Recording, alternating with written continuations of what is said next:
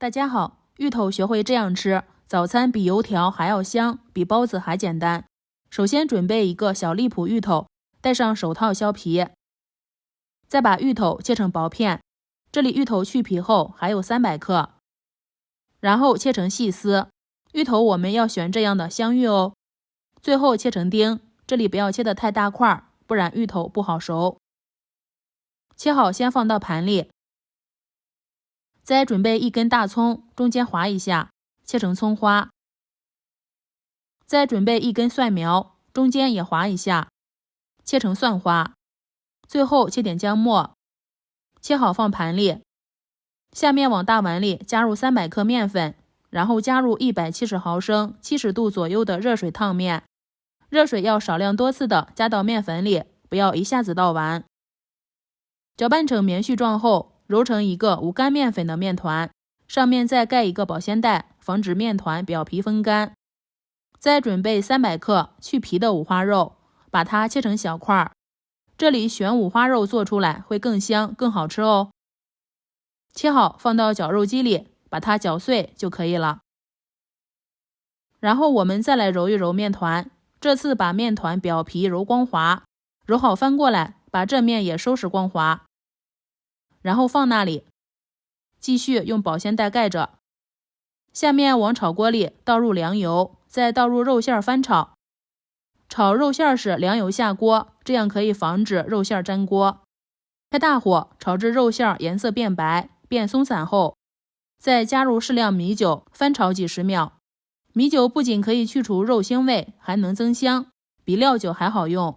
然后倒入葱姜蒜炒香，香味出来后，倒入芋头翻炒1分钟，然后加入适量生抽、老抽、蚝油、鸡汁、少量食盐和麻辣鲜调味，把调料翻炒均匀，然后关火，把馅料倒在盆里就可以了。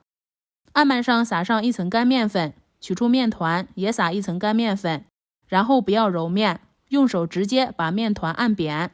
这里如果揉面，后面擀面时就会很费力的。接着用擀面杖把它擀开。擀的时候可以把面饼缠绕在擀面杖上，像这样擀。